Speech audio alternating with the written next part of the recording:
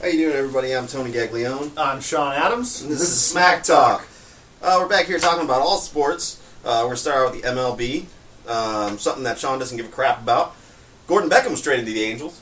My White Sox player. All I have to say is good riddance for bad rubbish because he had a big contract and a whole lot of nothing to go with it. What, he's batting like 188? He's batting less than his weight. I can tell you that. Speaking of Angels, their starting pitcher, Garrett Richards, is out 6 to 9 months with a torn patella tendon or labrum or something. Either way, he's hurt. He's for hurt. a while. 13-4 with a 2.53 ERA. He had like a .72 ERA after July, some ridiculous number. That's pretty good. He's 13-4, regular season record. Key starter.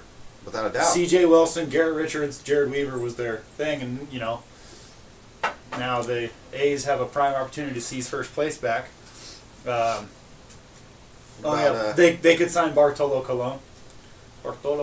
Who's been on just about Steroids. every Major League Baseball team and since every the beginning of time. I wouldn't be surprised if he was on the Expos at one point. He was on the Expos. I don't think he was. Nasty Nats got a 10-game winning streak going on now. And that is my pick for the National League World Series. Yeah, they're running away with the division now. Yeah, I just wanted to reiterate that because Jason Shawn Worth, said that the Nats ain't going to do nothing. Jason Worth was cited for going 155 miles an hour. It's better than smoking weed. We'll talk about that later. We'll talk about that in a second. Upsetting news for who? Tiger fans. Yeah, that's only... They make a trade for David Price, and he one-hits his former team, and the Tigers still lose somehow. 1-0, I guess. Yeah. Was the one hit a home run? I don't know. I just know that he one-hit him, and it screwed up my one ESPN. hit was a triple. It screwed up my ball. ESPN streak for the cash. I was at 16. Dude, I always play that stupid thing, and then I get bored halfway through it, and after I lose in the middle of the month, I'm like, you know what, screw it. And then I don't get into it in the middle of the month next. It's terrible. No one's ever winning that. It's at $100,000, and the leader has 18. And then he'll get to 24, and then lose. And then it'll be $120,000 next week. They have the Buffalo Wild Wings button at ESPN. Yeah. And they're like, you know what? This guy's at 24. All right? The Jacksonville Jaguars are about to beat the Denver Broncos because these sprinklers are coming on right now. Yeah.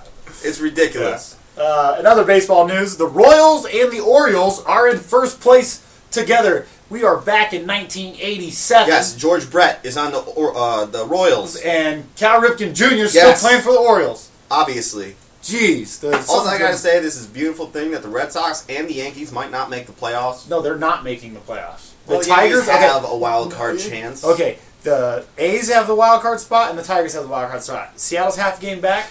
The Blue Jays. The Blue Jays are there. And then the Yankees and Red Sox. And what's sad is that the Blue Jays had a stronger team last year than they did this year. Yeah, but it still happens that they're behind. It's going to be sad to see that Derek Jeter in his final season doesn't make the playoffs.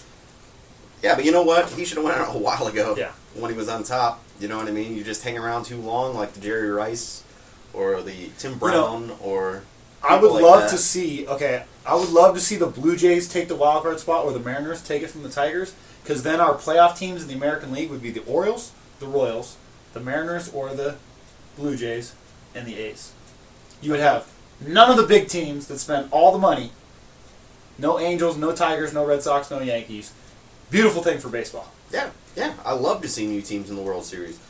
However, the last time I saw a bunch of new teams in the World Series was the White Sox and the Astros, and that was the least watched World Series in the history of baseball. Yeah. Tampa Bay Rays made it and lost. But who'd they play? The Philadelphia Phillies. It's a big following there. Yeah. NFL news. Brian Hoyer is the starter. No surprise there. No, not really. We all knew that after Hoyer's 3-1 record last year that he would be the starter this year. It was his job to lose, and he didn't lose it. Or actually... Manziel, with a lot of this crap, didn't win it. Yeah, Manziel has got a lot of growing up to do. Yeah, sure. Speaking of growing up, yeah.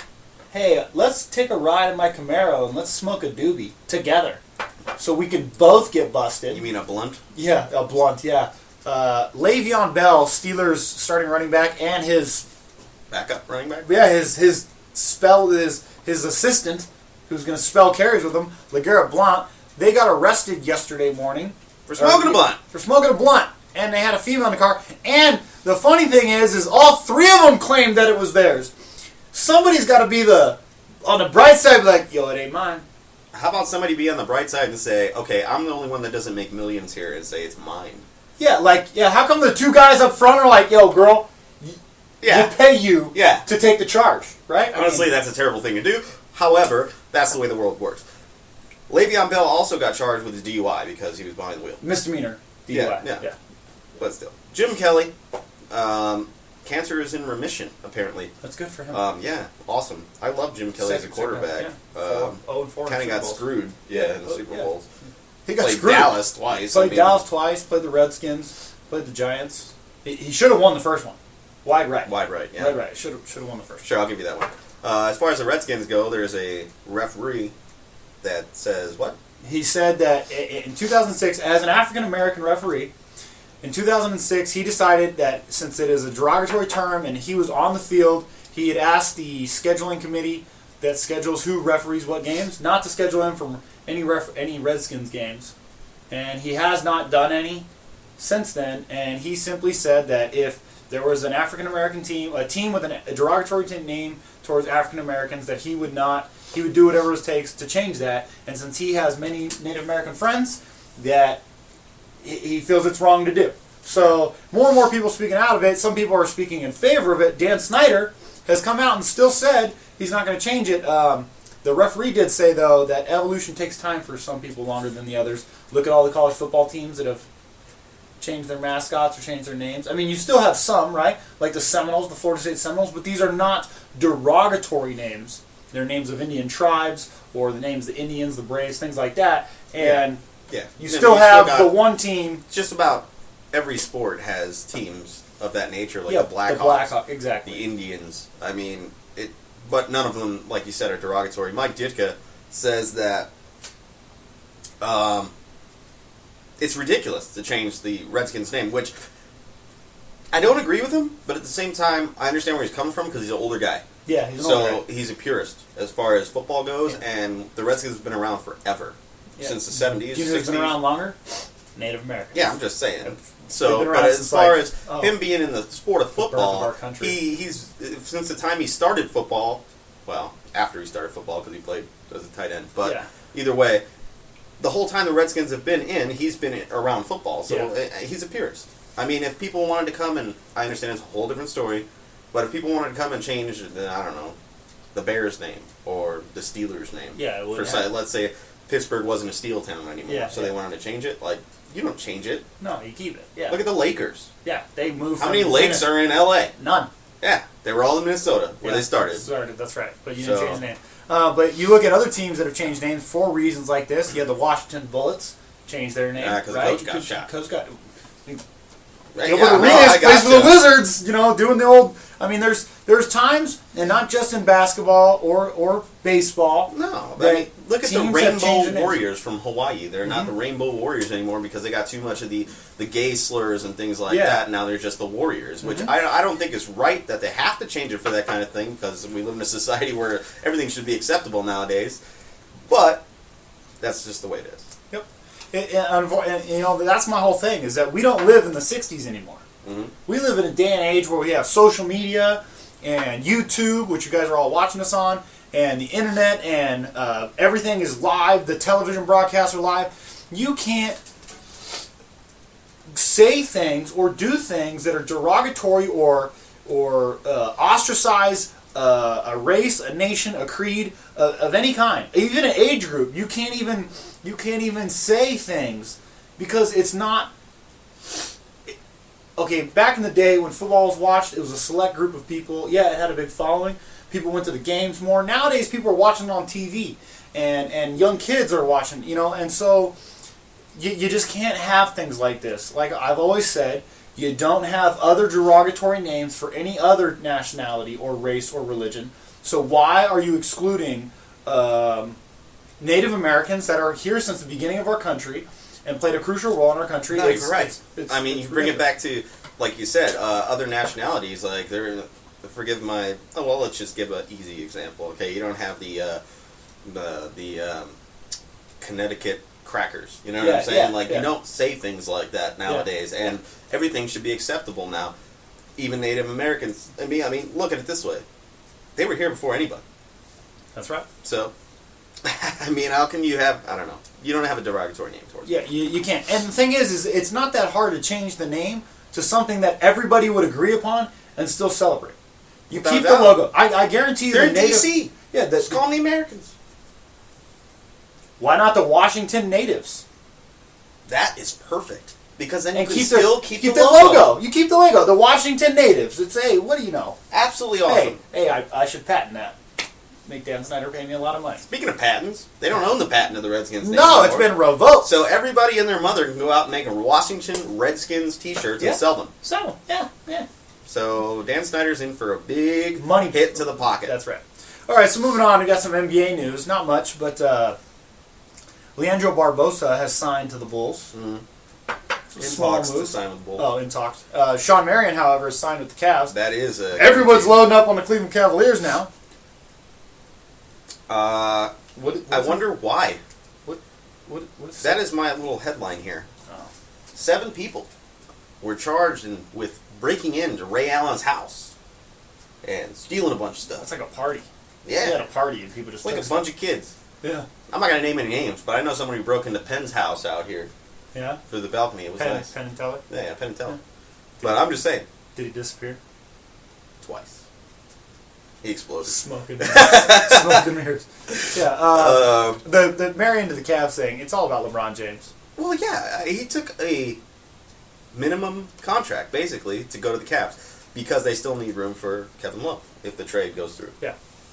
Which Andrew Wiggins and Anthony Bennett, that's a lot of salary to get away because both first overall draft picks. Yeah. They are guaranteed millions and millions of dollars, so it kind of makes up for the whole Kevin Love thing. But where do you see the trade going? This is what I want to know. Long term, does it make sense for Minnesota to do something like this? No. Why? Okay. Here, it doesn't make sense because they're taking their star and they're getting rid of it, and they're basically telling their already disillusioned franchise fans that we're starting over again. Because when they drafted Kevin Love and Ricky Rubio, it was supposed to be the beginning of you build around them. You build around them, and now they're getting rid of them. And Ricky Rubio hasn't turned out to be the talent that he was supposed to be when he was in Spain. So you're basically telling the fans like, "Hey, come on down for our tickets, buy our tickets, come support our team that's going to be in the draft lottery next year." Okay, well, I'm going to go the other way on it. I think long term it makes sense because Anthony Bennett, knowing he had a terrible first year in the NBA, in the summer league, has been awesome.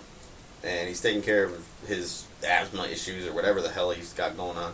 And he's been awesome in the summer league. Andrew Wiggins, you don't know what's going to happen with this guy. He could be 10 times better than Kevin Love. Yeah, that's true. You know what I mean? You're taking a big risk. He could be the next Hakeem Olajuwon. Hakeem Olajuwon? Yeah, tall, skinny, black dude, throwing the hook. He's like a point guard. Blocking shots. He's a point guard. Whatever. Wiggins he's unproven, but he still has the star potential. Love and Rubio. Love doesn't want to be there. Love doesn't want to be there because they haven't made the playoffs. But guess whose fault it is? His. Well, I mean, you can't say it's he's his fault. He's a scorer, man. He's a scorer. He's a double-double. He's a triple-double guy. But, I mean... He's a triple-double guy. Even with Rubio and Love, they don't make the playoffs. They're still building pieces around them. So, they don't have money to get the next star player to go with those two. Yeah. So, why not start over again? Yeah, and then lose Bring in the two? Wiggin and Bennett when they... They're not going to lose Wiggins and Bennett. I think it's a good trade for the Timberwolves. I don't think it's a good trade for the Cavs. I don't at all. Because Kevin Love's numbers are inflated, as far as I'm concerned. Because everybody in the Timberwolves knows, pass to Kevin Love. Give the ball to Zlatan. Give the ball to Zlatan, exactly. What do you think his numbers are going to be like when he doesn't get the ball and doesn't shoot every other possession? You think he'll take stats for wins? I'll take stats for wins. Point of the matter is when he gets the ball, is he going to be Kevin Love on the Wolves, or is he going to be, damn, I haven't shot the ball in 5-6 possessions and clank shit? Yeah, that's probably what's going to happen. Know what I'm saying? That's probably what's going to happen. You're right. It's just like a hitter not coming to the plate. He's a shooter. He needs, exactly. It's just like a hitter not coming to the plate more than 2 or 3 times a month. All of a sudden, this guy is your pinch hitter, and you're cutting him because he can't play. But when he was starting every day, he was hitting 290. Yeah, exactly. Exactly. He's got to have you know, That's you don't know. That's It's what a risk. on. It's a risk on both sides. Yeah, I know it's what shooting. It's less of a risk for the Cavs because Damn right, they have LeBron. They have LeBron James and Kyrie Irving and Anderson He's Varejao. going to be awesome. And Anderson Varejao. Yeah, very The awesome. Afro. Sideshow Bob. Little League World Series. So yesterday we watched Las Vegas whoop Philadelphia 8-1. Pretty much ESPN was just hating on Mountain Ridge. Dude, I am so upset about it. They were completely biased just because Monet Davis, a female, who's the first female to record a win as a pitcher in the Little League World Series. Great, fantastic, awesome. But Good you don't story. have to put it cool out story. there like she is the Jackie Robinson of Little League. She's like, the Satchel Paige. Yeah, good one. But she's not the greatest thing since sliced bread, and that's what they're making her seem like. You know, she just got rocked yesterday. She got rocked. And she made at first base. I hate to be critical of Little League players, especially a female. Yeah, she couldn't even cover the But bag at first correctly. base, she did make some defensive blunders, and nobody talked about the story of Las Vegas. It seems like every team that we play here in Vegas has a story of their own that just gets covered up. Yeah. Covers up Las Vegas. Yeah. The Chicago team, the intramural. Jackie Robinson. Yeah, the Jackie Robinson Little League, the inner city kids, you know. Las Vegas is I going love to it. this I'm tournament. from Chicago. Look around. Yeah, I mean, Las I Vegas love has it. gone to this tournament and just demolished teams. Austin Krzyzek.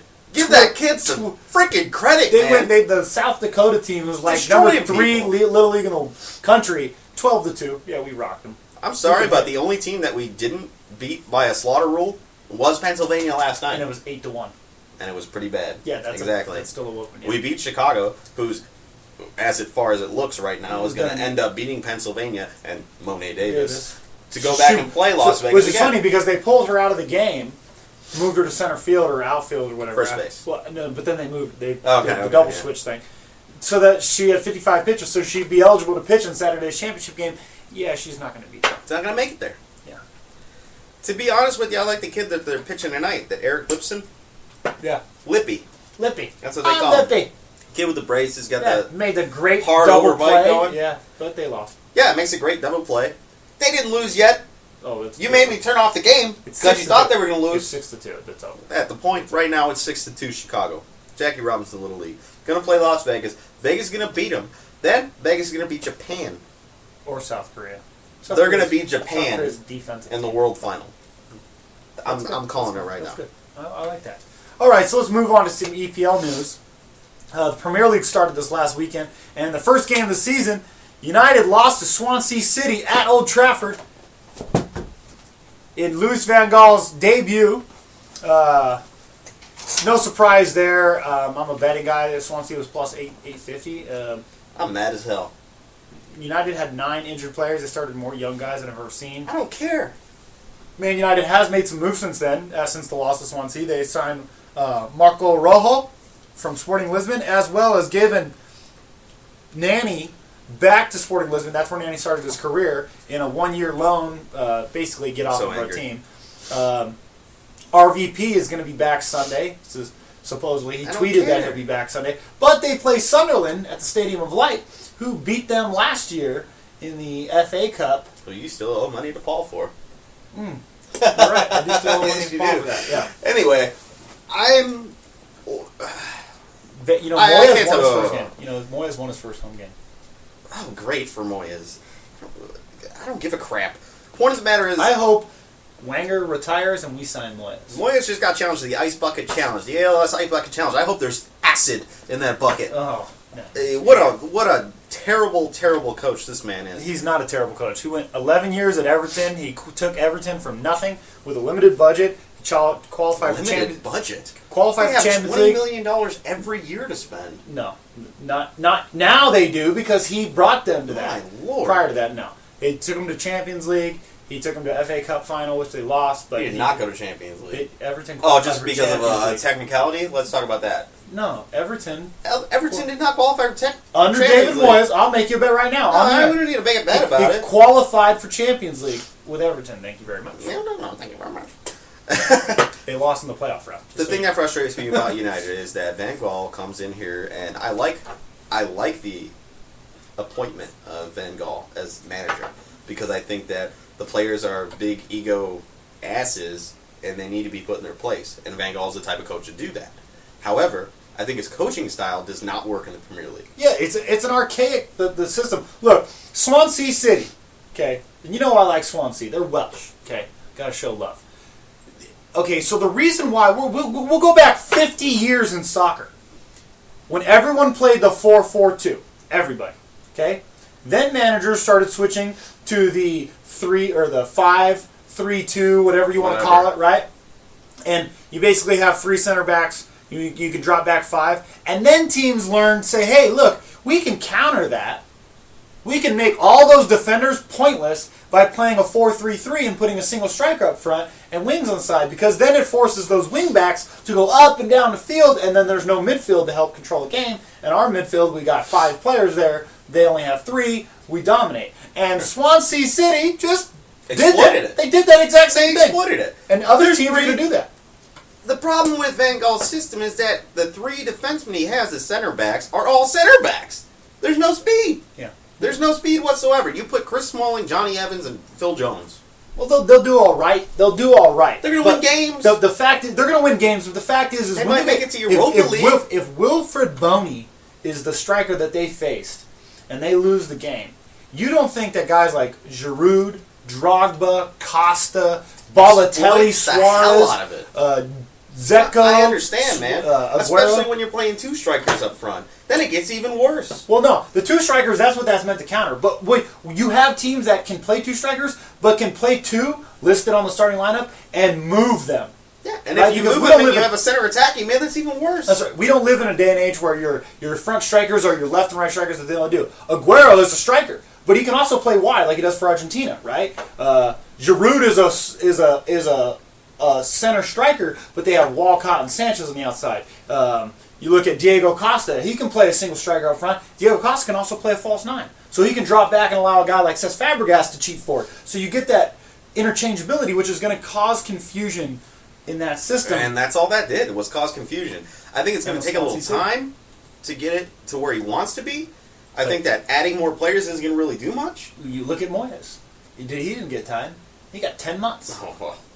Exactly. 10 months. Point of the matter is that and he didn't do all that bad. Van Gaal's still going to do better than Moyes. I don't think he finishes higher than 7. I do. I think they finish in Europa. I picked them second. So I picked them to finish second. Yeah, okay. So there you go.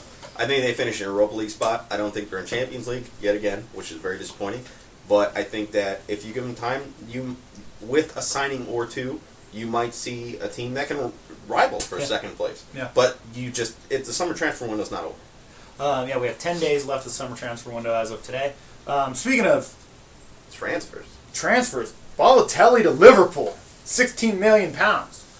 They got rid of one controversial biter for another controversial striker who, if you don't remember, takes off his shirt, gets red cards. There's a great story, if people that don't know. Jose Mourinho, Chelsea coach. He coached Chelsea. He took them to, not to Champions League. He won the title, Premier League, right? He goes to Inter. He has Mario Balotelli. Balotelli's very young. Okay, they got injuries. I forget who the other striker was, but they had injuries. And Mourinho subs on Balotelli in the 43rd minute, and he tells Mario, he says, Mario, look, so and so's hurt. So I don't have no more subs left. I need you to keep your temper under control. Okay. So Balotelli goes out within a minute, gets a yellow card. Comes in at halftime, says, Mario, I need you to just play the game. Don't get angry. If you get mad, come yell at me. You yell at me. Don't say anything out there. 46th minute, second yellow, red card. That's Mario Balotelli for you. He did that at Man City to Mancini, Roberto Mancini. He's notorious for getting frustrated. That's why he was gone. He gets frustrated. And then they put him at AC Milan, and guess what? He gets frustrated. He got outplayed. Yeah, because he doesn't have the all-star team around him. Now, he will look better as a strike partner with Daniel Sturridge, sure. but I don't think he's not going to look like Luis Suarez did. No, he's not a chance in hell. No. Not a chance in hell he looks like Luis Suarez did. Not to mention, he's not the type of guy that's going to set up Sturridge for goals like Suarez did. No. Another thing is I want to know what happens when they get awarded a penalty. I want to see if he gets in Gerrard's face because the penalty taker... Gerrard should always be the penalty taker. Yeah, but Balotelli's missed one penalty in his whole I don't career. give a crap. Gerrard is one of the greatest I know that, but ever. When Gerrard says, sit down, lad, I'm the captain, what is Balotelli's response to that? You know what his response is. He's going to get mad. Pissy. Yeah, he's going to start walking around. He's going to turn around like a child and throw a it's one of those, and you know, I'm glad that Arsenal didn't sign him because it's one of those things. It could pay off great, right? Yeah, it could work out great, but there's going to be those games against the Man City or against the Arsenal or a Man U where he crashes and burns. Yeah, he gets a red card in the 17th minute or something like that, you know, and just completely tears his entire team down. Yeah, there are still 10 days left in the transfer window. Arsenal's looking for some activity in the central defensive midfield. Van Gaal's looking for a few more players. So the rosters are going to change. We still got weeks in. The biggest news, however, for the United States is that Tim Howard has announced that he's taking a Landon Donovan-esque break from international football starting now until September of 2015, which basically is a good thing because it allows him to spend time with his family, focus on his club football because he's the best goalkeeper at Everton, and Brad Guzan, who will be his eventual successor, will get a time to shine, and it allows Nick Raimondo to also deputize for Guzan, whereas it was the other way around. There are other goalies that are in the mix. Sean Johnson. Cody Cropper from Southampton. Cody Cropper's garbage. Well, he's garbage. I'm just saying he's in the mix. Brad Guzan, however, is only going to have one World Cup to shine. One. Because I think Tim Howard might play in one more. Yeah.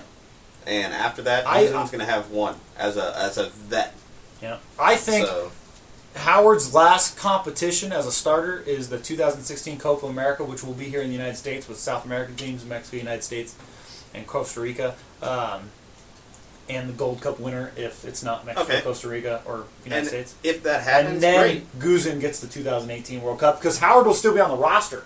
I still say he's on the roster, but I think Guzan solidifies himself as and you know what the difference between Howard and Guzan is? I think Howard's a better goalie. Don't get me wrong. I will always say Howard's a better goalie.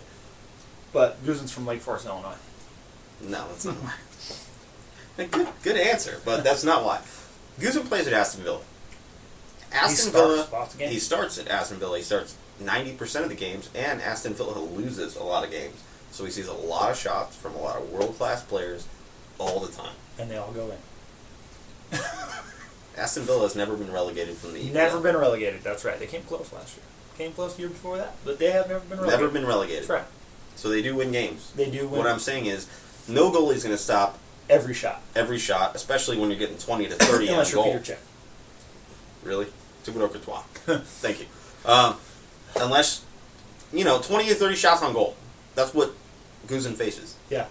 If you get 10, exaggerating. If you get it's 10 to 20. Yeah, but if you get 10 and you're a world-class goalie, you stop. Stop all of them. 10. And shoot it. Yeah, sure. Yeah. But he's as long as they're not the he's facing 10 to 20 blunders. And only letting one or two. Yeah, but the thing is he's also getting the goals that he has nothing that he can do about. No, when there's a 2-on-0, basically. Yeah, or like the defender fails the clearance, pulls a standing on a corner and one guy's completely unmarked and just can head it in. Yeah. I understand. And that's my point exactly. He plays on a terrible, terrible team in the EPL. So he's seeing world-class players all the time, and he's seeing a lot of shots. Yep. So how can he not play well for Team USA? I think the last game that he played for Team USA, he won, and it was destruction as far as defense goes. Like, they just fell apart.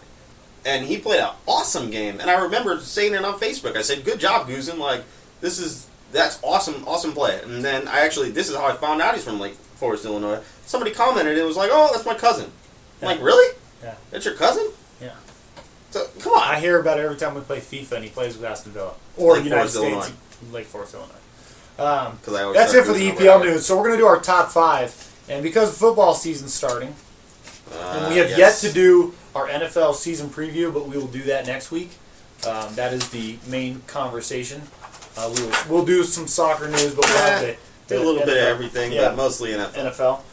We're going to do, because it's football season, and we know all you guys are doing your fantasy football drafts, Especially right now. Especially right now. 2 weeks before the season, you're ready to go. Ready to go. Some of you have already done them, so you could relate to some of this. We're going to do the top 5 fantasy football draft blunders. Things that you see people do that if you're a fantasy football guy, you don't make these mistakes, but you see people do it every year. And you go, what? Yeah, you really? What? All right, so I'm going to start out with my number 5. My number 5 is the guy that reads all the magazines. He's ESPN insider. He's got it all. And there's always that one sleeper, right? There's always that one sleeper that the team drafted, that they need him, and he's really good in college, and he's going to be good. He's going to be good. You should start him. You should draft him. So you waste a draft pick like a 3rd or 4th rounder on this guy because he's available, and he doesn't start week 1. He doesn't start week 1. He's like your only tight end. How about he doesn't start a week in the season? Yeah. He comes off the tight end for the Patriots last year when Hernandez got arrested for the murder. And Gronk got hurt. Gronk got hurt, and they had the guy, they drafted him, like, oh, he's wonderful. Yeah. You know everybody. He was like the number 1 picked up guy before the week. Yeah, how about Andrew Corliss from the Green Bay Packers tight end? When Jermichael Finley went down, people were just snatching this guy up. And guess what? You don't pick him this year. You don't. You don't do anything. Don't be stupid. All right? Don't be stupid. Don't listen to magazine sleepers. You wait till you see the season. And I'll go into my number 4 because I talk exactly about that. You wait till the season and you go get that guy week 1 waiver wire, week 2 waiver wire. Then you go get that guy and you put him on your bench. You wait. You wait to make sure he's solid to start. That's right. You wait till see what if people. You don't win fantasy football week 1. You're in the championship week 15. Exactly. You do not put a guy you don't draft. I'll get into that later. You don't draft rookies. No. You don't draft rookies. No. Let me tell you something. Unless anything, unless he's this Andrew Luck type of player. Yeah, exactly. Okay, and then you get him in the 6th round. Yeah. Then we're talking drafting rookies. Yeah. Because you drafted Drew Brees and Drew Brees got hurt, so you started Andrew Luck and then. Fine. Exactly. I'll take it. Colin Kaepernick. Yeah. Exactly. Great. My number 5 is drafting a kicker in any round but the last round. If you want to get Sebastian Janikowski. If you want to trade your 6 to 8 points every week for a player that you could have picked in the 5th or 6th round of your fantasy draft who puts up 10 to 20, by all means go ahead and finish in last place. Yeah. Finish in last place. The only excuse is Janikowski in a round 4 or 5. Very few kickers in the history of the league. I'm saying like the Vinatieri's a few years ago. We had Vinatieri, you had Vanderjack in the early 2000s. Right. Yes, okay, so fine. if you already had a solid squad, starters, and all you needed was a good kicker. You better have your entire starting team before you draft the kicker. 4th or 5th round, you get the kicker. That's good. That's good. That's okay. 4th. No, I'm saying you were losing your mind. Well, you got the snake draft. You get the 2 picks. So if you have a solid team, you do that. You better make sure that the guys you have lined up in your queue are guys that aren't going to get taken. No. You don't put the. There's no plan to drafting a kicker before the 4th round. No. Or the 4th round, in my opinion. I've seen people draft a kicker 1st round. I've seen it. Oh, I played an individual defensive player league, and I still didn't draft a kicker until somewhere around the 30th round, and I still ended up with Robbie Gould, who's the most accurate kicker in the history of football. That's because he kicks like 3 times a game. But anyways, that's great. All right. So my number 4 goes back to my number 5 is picking last year's fantasy football guy. All right. So you don't do this. You don't pick out the guy who had a breakout season last year. You don't pick him high. You can pick him in the 6th round or the 5th round, late in your 2nd pick of the 5th round, whatever. You don't do it early because I guarantee you there's these things called one-hit wonders. Okay? And my example of this is Julius Thomas, tight end of Denver. Mm-hmm. Right? Yeah, he had an awesome season last year. Do you think that guy's putting up 200 fantasy points this year? No, because teams are going to know what Denver does with him. They're not going to let it happen. You're going to see a guy like Tyler Eifert of Cincinnati make that kind of transition. You're going to see a Kobe Fleener. 100% agree. 100% right? agree. You're going to see different guys be the guy. Yeah, you don't take that guy that just because of an injury came in and destroyed. Because next year, guess what? The guy's healed. Yeah, exactly. Just because he's top 10 on the Yahoo Sports fantasy board doesn't mean he's top 10. Yeah, exactly. Yeah, exactly. Do a little research before you get into it. Don't read the magazines. Do your own research. Especially. My number 4. The biggest mistake people make is not drafting a running back within the first 2 rounds. They see Peyton Manning, they pick it. Great. Love it. Love it as a first pick. Don't get me wrong. And they see Calvin Johnson. Yep. guess what? AP's getting more points than Calvin Johnson. Oh, yeah. Marshawn Lynch is getting more points than Calvin Johnson, Vince Matt Gagnon. Forte! Matt Forte will probably get more points than Calvin Johnson because he's a receiver/runner. That's right. Don't ever not draft a running back within the first 2 rounds. Your first pick should always be a running back. I'm sorry. Okay, prime example, because people will say the Peyton Mannings, right? The Tom Brady's, the Aaron Rodgers. But here's the thing. Adrian Peterson, Arian Foster a few years ago, right? Yeah, not now, but you had Arian Foster a few years ago. Who was it? Marshall Faulk in the 2000s, right? You had guys that were solid. Marshawn Lynch now, Matt Forte now. These guys are guys that are up there that you should be taking with your first pick because those guys are 230, 200 plus point guys. Those guys are going to score you 20 week, and their off week is like 11 points because they got 50 yards rushing and 1 touchdown. Yeah. Because their monster weeks are Darren Sproles getting 34 points, LaShawn McCoy. Yeah. Right? You see these guys, you draft these guys first 2 rounds. First of all, I think LaShawn McCoy is the best fantasy running back in the entire league.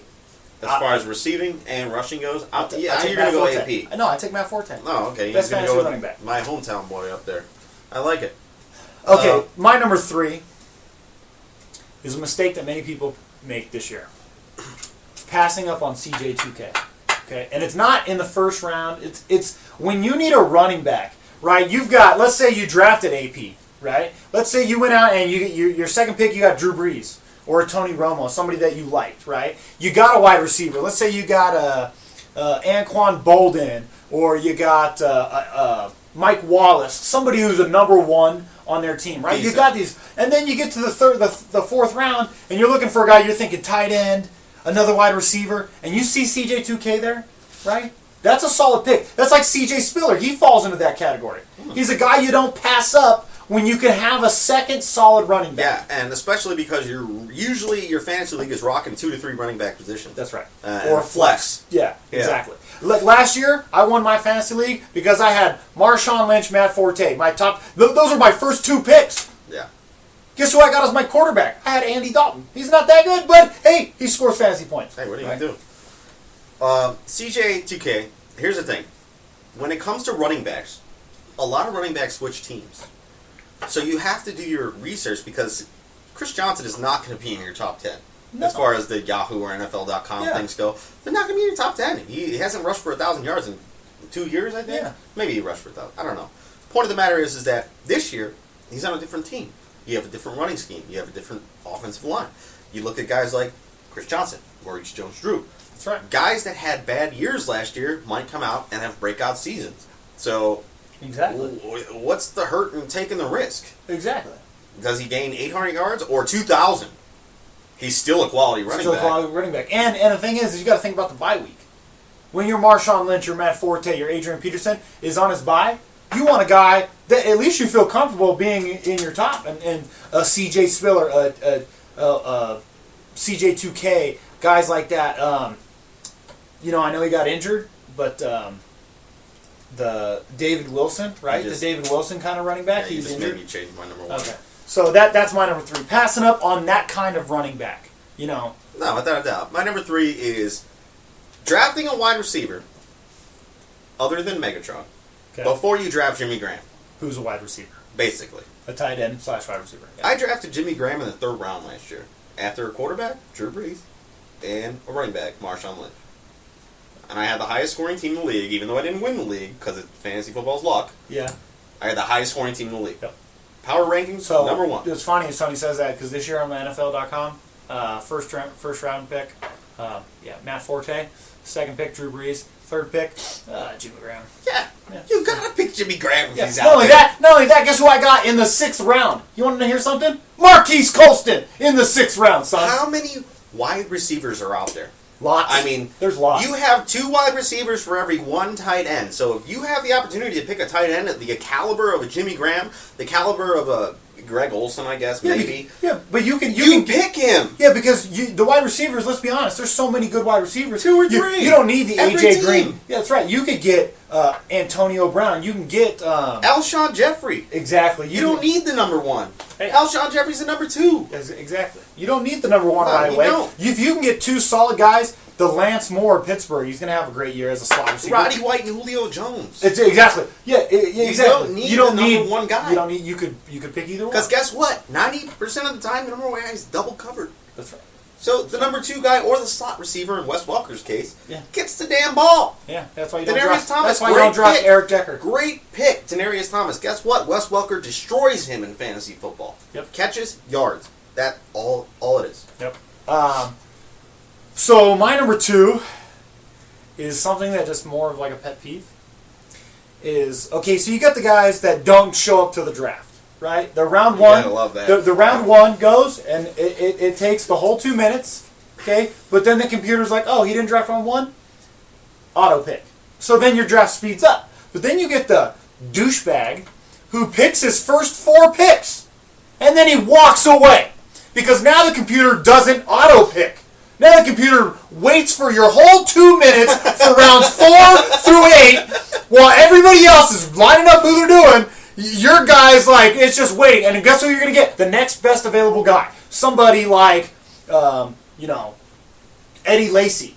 Somebody who, somebody that else wants him. They know they want him, but guess what? It's just because on your top 500, he's the next guy in line. So what you're saying is a good strategy, but it just pisses you off? It bothers me ridiculously because it takes the best available player, but then it gets to the point like in 6 and 7 where you need a position like a defense, and it's like you waited 2 minutes to pick the Detroit Lions defense. Oh, I love it because they don't even think about what you need.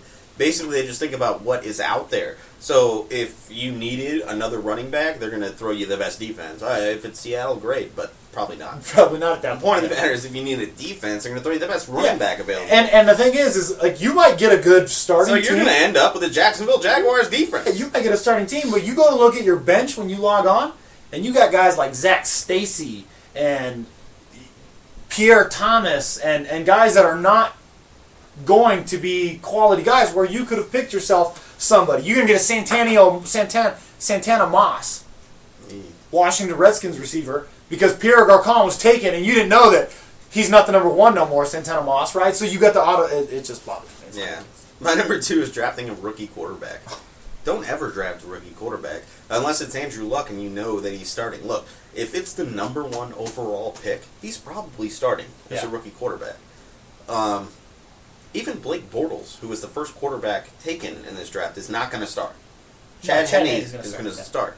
Point of the matter is that unless it's Peyton Manning, unless it's Andrew Luck, Aaron Rodgers, didn't even start. You don't draft the rookie quarterback. Nope. I'd love to see Johnny Manziel go off in fantasy football. Oh, I love this year because he won't play for another 2 years, in my opinion. Yeah. Because I think Hoyer's going to do awesome. Yeah.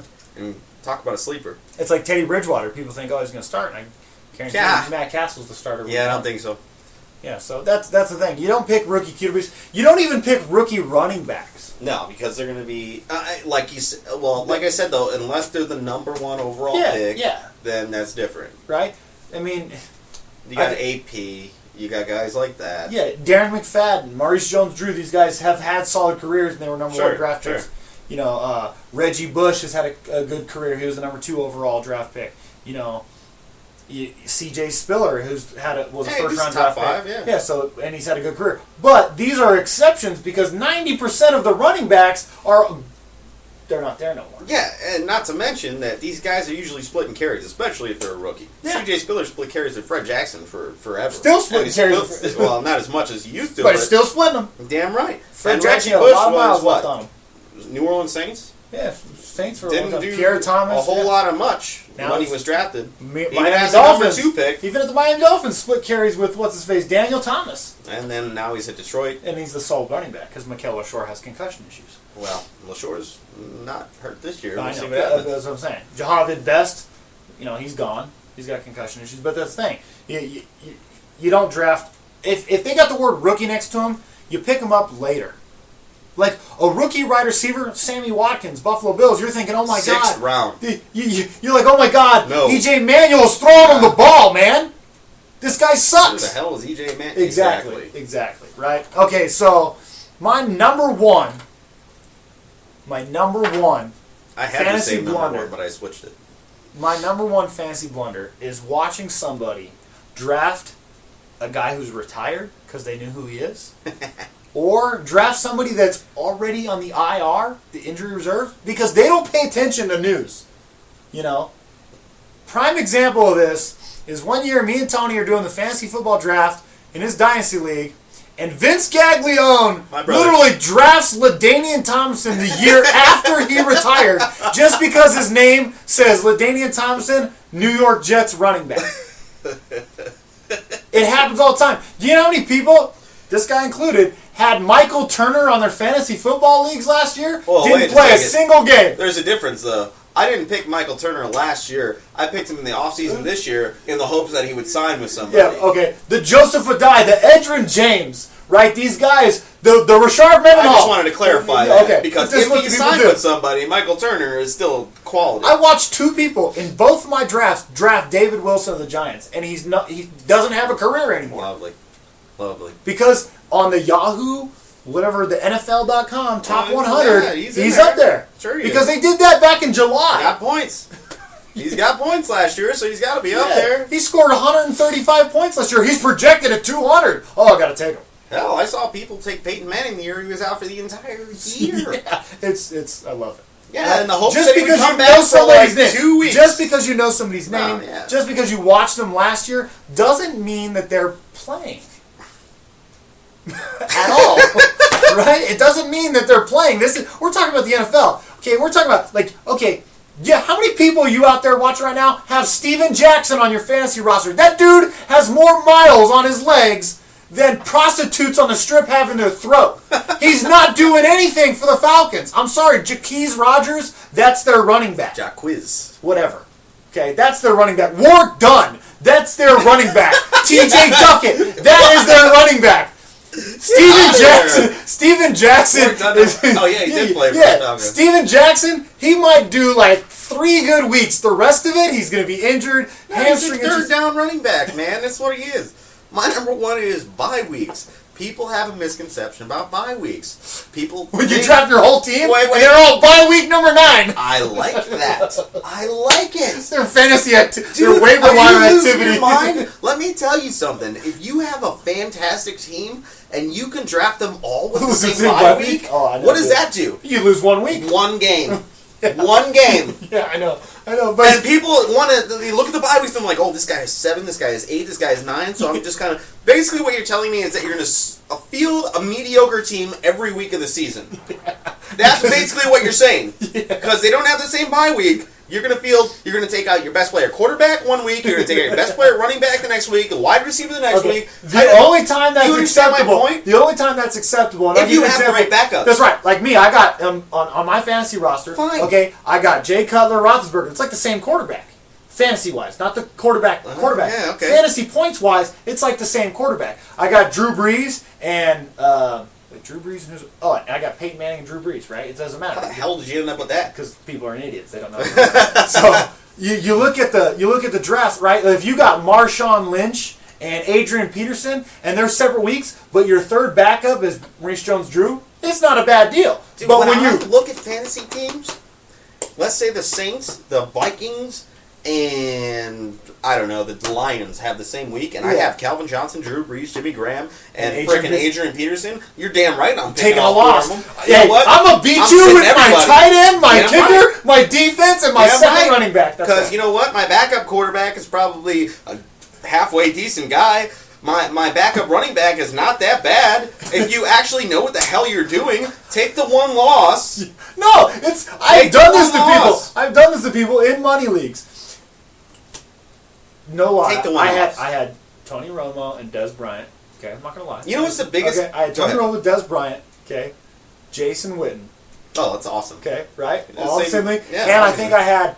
I'm trying to think. I didn't have LaShawn McCoy. I'm trying to think who. I had a running back had the same bye week. I'm trying to think who it was at the time. Doesn't matter. You lost 4 of your best players. So I lost 4 of my best players. Okay, so I'm starting like the Steelers defense, who was mediocre that year. I'm starting like not Dan Bailey. Who's the kicker for Minnesota? Blair Walsh. It was Blair Walsh. Yeah.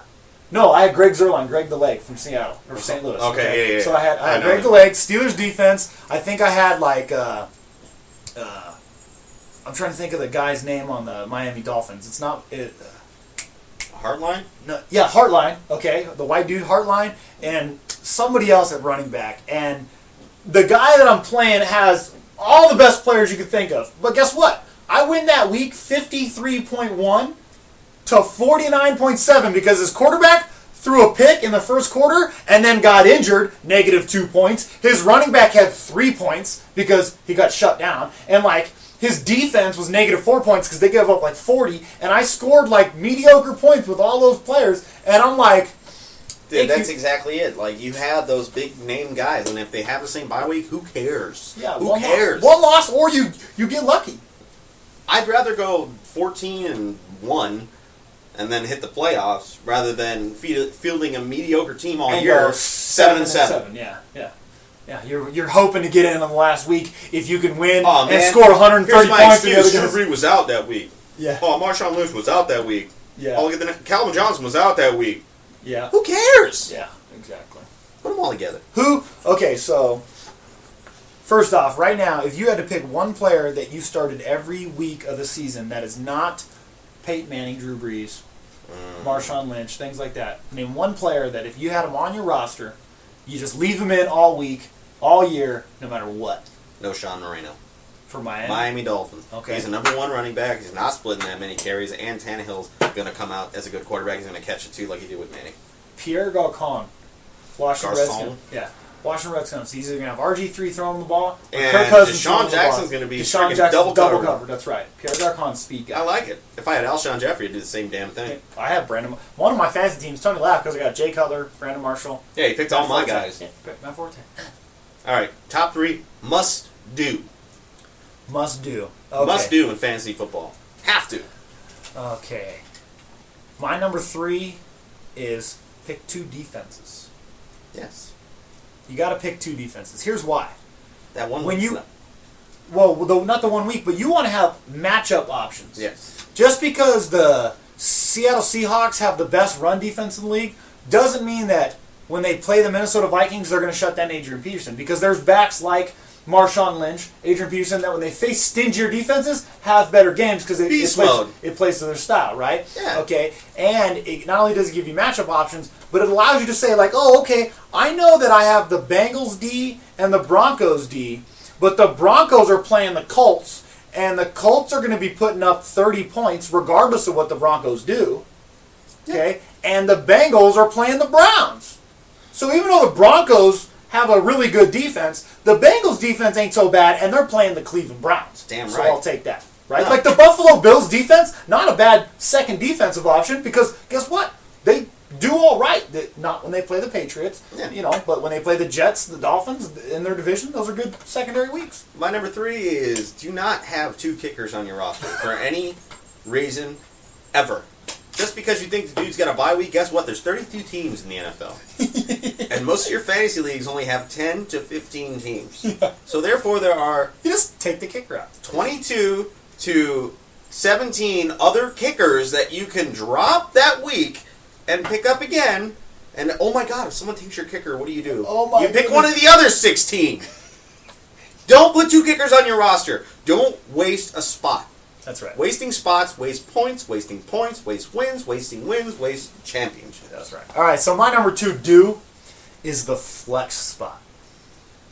You don't draft all your starters for their position. You draft some of them because they're a weekly flex spot. I like it. Like Deshaun Jackson, he may not be your starting wide receivers, especially when I got Brandon Marshall and Calvin Johnson type thing. But he's a flex spot every week. And guess what?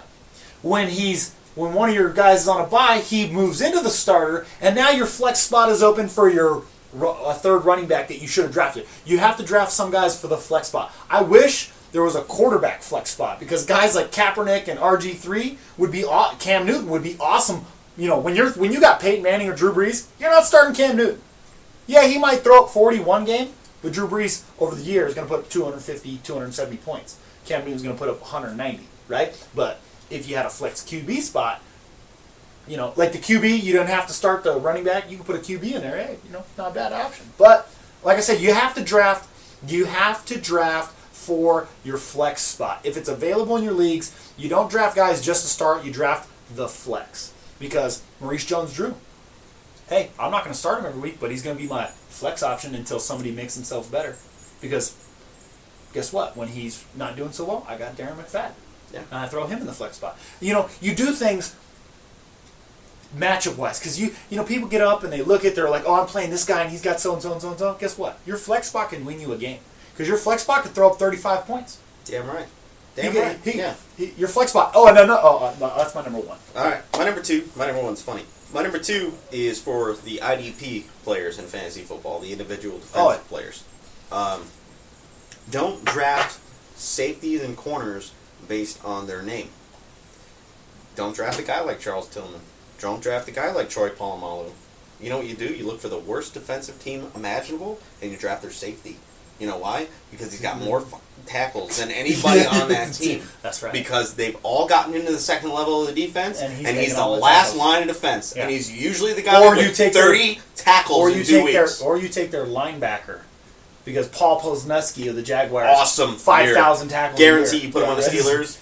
Not happening. Not happening. Exactly. Yeah, exactly. That's smart. You have to get the secondary on bad teams. That's right. Or the linebacking core on bad teams. Because once they go through that first line of defense, it's the linebackers and the safety. Speaking of IDP leagues, okay, undervalued positions that people just overlook, and I watch this in the draft. Defensive tackles are awesome money. Yep. If you can get an Alden Smith, and their sacks are worth 3 times more than the defensive end. That's right. Or a corner or safety. Yeah. People don't realize that Cameron Hayward, who's stepping in, going to be starting for the Steelers. Nobody's drafting that guy in an IDP league, but you get him. You start him when you have a good matchup, and guess what? That dude has 2 sacks in a game and 4 tackles. Boom! You're hitting like 35 points with a defensive tackle. You know what I mean? That wins you a game. All right, my number one is probably the sleaziest move to ever do. When you're playing somebody who's starting 3 guys that play on Monday Night Football, you pick the team, you put in the players that play on Monday Night Football for the other team. Like if they're doing Drew Brees on Monday Night Football, you take Atlanta Falcons defense on Monday Night Football. If they've got Adrian Peterson on Sunday Night Football, guess what? You take the defense. Or if they've got Peyton Manning on Monday Night Football, take Emmanuel Sanders on Monday Night Football, because when he throws them a touchdown, you get the points too. Let me chime in, because my number one is matchups. When you're playing a team with a guy like Peyton Manning, guess what? If you have Wes Welker, that's his number one. Points cancel out. Yeah. You know what I'm saying? You're 6 points, my 6 points. It's a 6. It's from Peyton Manning. Boom. It's still a 0. You have ixnayed your best player. It's not just Manning. It's not just ixnayed. It's like, oh, guess what? 5 receptions to Wes Welker. That was completely my number one. 5 passes to Wes Welker from Peyton Manning. Your guy, Peyton Manning, got 50 yards to Wes Welker. Right. That's 2 points for Peyton Manning. That's 5 for Wes Welker. Yeah, and if he adds a touchdown, it cancels out Peyton's 6. Wes gets 6. Plus the yardage. They get plus the yardage. That's right. That's right. Remember, quarterbacks 25. And that's the thing. I love doing it. 100%. I love doing it. People don't do this. They're like, they stray away from this, actually, which is stupid. I purposely take worse matchups to play them on Monday night or Sunday night. I'm like, oh, look, all your guys are Sunday I don't think about morning. the Monday night or Sunday night thing. I think it's just in general for me. Just in general. When a guy somebody's got Matthew Stafford and I got Calvin Johnson, I'm starting okay. If I had Nate Burleson last year. Yeah. Okay. I'm starting Burleson. Even though he's the number 2 and Stafford's probably going to get a lot of points, Burleson's going to get catches too. That's right. It's not like Calvin Johnson's going to catch every freaking ball the whole game. Yep. What I said about the Monday night, Sunday night, I love watching guys. They have 6 players playing at 10 a.m., 2 at 1 p.m. That's their team. Guess what? You know what? I know these guys aren't my best players, but I'm going to start 3 guys playing on Sunday night and 2 on Monday night, and I'm going to let you sweat it all weekend. Now you're only 20 points down. Yeah, I'm only 20 points down. I got 6 players to go. Yeah, done. Yeah, it's ridiculous. Done. Look, Sunday night. Oh, what do you know? First-hand knowledge, okay? My brother has Peyton Manning in the Dynasty League. I have no Sean Moreno last year, and I have Wes Welker, okay? Every week, it's not like I would have not started him, But the point of the matter is, every week he gets so mad because Peyton Manning is the guy that single-handedly wins him games But they get every the fantasy week. But points. he is not winning against me because the matchups say different. Okay, touchdown no Shawn, Ixnay 6 for Peyton. Touchdown to Welker, Ixnay 6 for Peyton. But guess what? The yardage. Each of them still go to the other person. Yep, So Yep. I personally love the Monday Night Football thing. Okay, look, and another a don't about this is if you've got, let's say you've got RG3, Garcon, Deshaun Jackson, right? You're going the QB wide receiver combos, right? And you got a nice combo there. And they've got Tony Romo, Jason Witten, and DeMarco Murray, and it's Cowboys-Redskins Monday Night Football. Don't bite into the fact that they're playing each other. Don't even start any of those three guys. Play other people. Because you don't want to watch RG3 get blown up by the Cowboys on Monday Night Football while all three of your players get 0 to 5 points and DeMarco Murray runs for 212, Jason Witten catches a touchdown 84 yards, and Tony Romo looks like a Hall of Famer. You don't want to see that happen. yeah, which is once every 6 years. You do it when they're not paying attention. Oh, no, the overall rule is waking up at 9:45 and change Vegas time. Vegas time, right? 9:45 West Coast, okay? And all week you had your matchup Oh, yeah. one way. When it comes up, you put it on there right away. You put it on, yeah. So that way they think it's there. They think and it's the last there. second They're you like, change it. yeah, last second you're like, boom. It's like, oh, he's not starting Marshawn Lynch this week. I'm gonna beat him.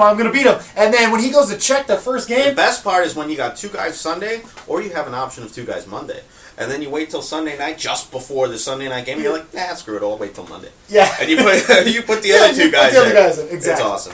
Thanks for watching Smack Talk. I'm Tony Gaglione. I'm Shawn I want Adams. to say one thing before we go. You're looking at, right now, the new broadcast team of the Las Vegas Legends indoor soccer team here in Las Vegas. So come check us out. We're at the Orleans Arena. We're starting October 12th. We'll be broadcasting the game live on the Informer website, where you're probably watching us now, or YouTube.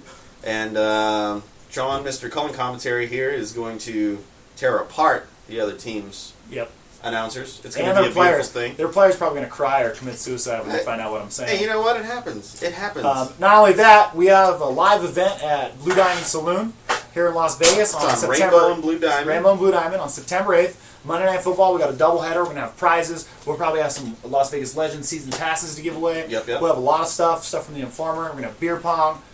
Sports We're going to have a good trivia, time. as Sports usual. trivia. Yep.